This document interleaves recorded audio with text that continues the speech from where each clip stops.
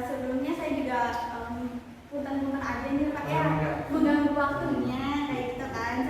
Kami ini ingin mewawancarai Bapak mengenai perumusan program community development di Desa Kalikoa Cirebon.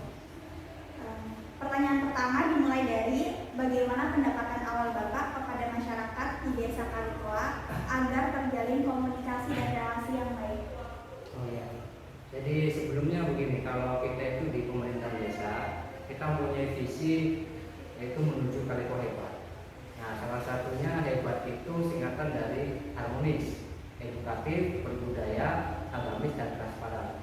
Nah, dalam harmonis di sini itu merupakan suatu korelasinya banyak. Di antaranya bagaimana untuk menciptakan suasana sinergis antar kelembagaan masyarakat desa. Nah, kelembagaan masyarakat desa itu sendiri diantaranya adalah RT, RW, kemudian dari beberapa elemen-elemen di desa seperti Karang Taruna, PKK. Nah, itu menciptakan suatu yang sinergis. Bagaimana caranya supaya harmonis sehingga akan memutuskan atau bahkan membawa program-program kita ke depan. Jadi kita pendekatannya melalui antar lembaga dulu, karena berawal dari lembaga yang kemudian disosialisasikan. Kayak contoh misalkan RT RW yang mensosialisasikan program-program desa kepada masyarakat. Salah satunya ya di dusun-dusun itu tadi.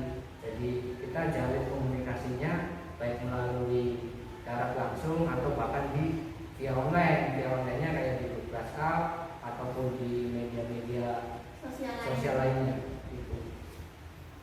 Selanjutnya untuk pertanyaan kedua itu di Desa Kalikoa ini sendiri ada nggak sih masalah-masalah yang sering terjadi baik itu dari masyarakatnya maupun dari lingkungannya? Nah, itu aja. Sebetulnya kalau persoalan itu setiap ada dari keluhan atau bahkan yang ditampung aspirasi masing-masing dusun RT RW itu ada beberapa hal yang tergantung dari kalender musim. Ya, seperti contoh kita ketika ada penghujan, ada salah satu daerah yang mengalami genangan air lah, boleh dikatakan itu banjir.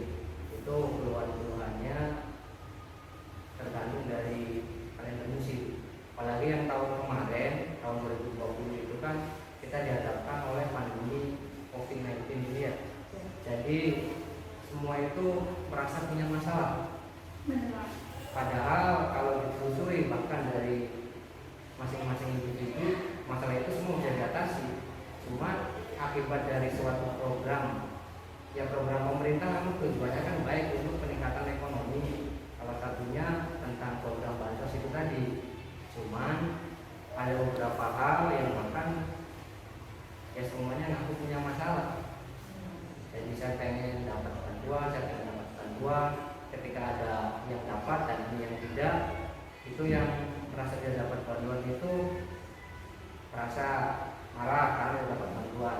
Sementara dari kami itu dalam hal penetapan KPM keluarga penerima manfaat itu ada beberapa hal yang sesuai dengan prosedur berdasarkan peraturan menteri sosialnya, bagaimana untuk yang non PKH yang ini yang mendapatkan dari bantuan sosial, dan itu dari masalah tahun kemarin. Lalu masalah antar individu kita masih bisa jalin komunikasi apa sih yang akan perlu dilakukan, bagaimana untuk menyelesaikan suatu masalah dengan berbagai macam identifikasi itu tadi dari masing-masing RT, RW, kemudian dari pihak 1, 2, dan 3, kemudian rembuk urunan duduk bersama. Karena di kita juga kan sering adanya rapat koordinasi antar lembaga, baik itu Musdek atau Muskeskus, musyawarah desa khusus, untuk melakukan suatu langkah-langkah ke depan untuk mengatasi masalah itu tadi.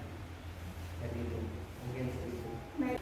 Nah, untuk pertanyaan selanjutnya Pak, kalau misalkan rencana apa sih yang dibawa atau dibuat untuk menangani permasalahan di desa Kalikoa itu? Jadi kalau di desa itu ada beberapa hal tahapan-tahapan yang dilakukan dalam penyelenggaraan pemerintahan desa. Salah satunya adalah masalah. Jadi kalau berbicara masalah, semua pasti ada masalah. Jadi sebelum adanya musrenbang atau musyawarah perencanaan pembangunan, itu ada yang namanya musyawarah dusun. Nah, musyawarah dusun itu sendiri digelar oleh dusun, mulai dengan RT RW yang menampung aspirasi dari RT RW setempat, wilayah-wilayahnya. Setelah dari hasil musdus semuanya diakomodir, sudah disusun, langsung masuk masuk ke musrenbang, musyawarah perencanaan pembangunan. Jadi kaitannya contoh di dusun 1. Dusun 1 hasil dari dusun itu adalah A, B, C, D. Kemudian disampaikan di musrenbang. Nah, itu direncanakan untuk pembangunan tahun berikutnya atau berjalan. Apa sih yang dibutuhkan oleh dusun setempat? Katakanlah misalkan ada suatu banjir, apa sih masalahnya? Oh ternyata di sungai yang terlalu dangkal, kita dimusrenbangkan, kemudian kegiatannya apa? Dinormalisasikan. Misalkan oh daerah ini kalau musim hujan ada DB demam berdarah, itu kan salah satu masalah juga yang sudah disusun berdasarkan bisnis tadi.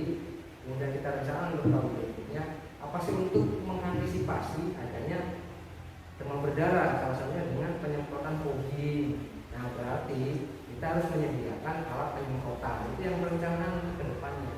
Jadi suatu masalah itu didasari dari awal, kemudian kita lakukan solusi untuk pelaksanaan program. Itu kira-kira. Baik, pertanyaan selanjutnya, sejauh ini tuh ada hambatan nggak sih selama menjalankan suatu program? Ya sebetulnya kalau hambatan itu pasti ada. Cuman hanya kita meminimalisir bagaimana hambatan itu menjadi kecil. Salah satunya adalah ketika kita mempunyai program prioritas dan itu membutuhkan banyak biaya. Nah, sementara kita keterbatasan anggaran karena apa? Dari dana-dana sendiri kan sudah diplot, kita pagunya sekian dan kemudian prioritasnya untuk apa aja. Jadi ketika kita butuh sesuatu hal yang lebih besar, bahkan itu prioritas, tapi tidak bisa dilaksanakan 100%. Hambatannya itu karena keterbatasan anggaran tadi. Salah satunya, jadi hambatan-hambatan itu yang kita alihkan ke beberapa kegiatan yang disepakati bersama lembaga desa. Adapun hambatan untuk di lingkungan masyarakat selama ini yang masih welcome dalam artian kita komunikasi yang baik, yang benar, bagaimana kebutuhan masyarakat, yaitu meningkatkan prioritas ekonomi di skala lokal desa dan juga peningkatan produktivitas di desa. Karena kita memprogramkan semacam itu dan makanya itu tadi kita keterbatasan anggaran dalam melaksanakan suatu program. Ya, baik, ini pertanyaan yang terakhir, sejauh mana keberhasilan suatu program selama di desa? Ya, sebetulnya kami itu masih berjalan ya. Karena di tahun pertama di tahun 2020 itu terkendala dengan keadaan mendesak penanggulangan bencana yaitu COVID. Dan kita punya program mengenai wisata lokal desa atau wisata edukasi, dan rencananya itu akan digelar mulai tahun sekarang. Dan wisata edukasi itu kita nanti akan menjadi wisata desa buatan. Jadi di sana ada beberapa macam hal, setelahnya di sawah bagaimana seperti ini. Nanti akan ada ya kita ciptakan suatu wisata desa mau program berjalan. Dan mudah-mudahan nanti untuk bersama supaya program ini ya sesuai yang diharapkan dari pemerintah desa dan masyarakat desa Kaliboa pada khususnya dan Kabupaten Cirebon dan Desa Baru. Baik, sekian wawancara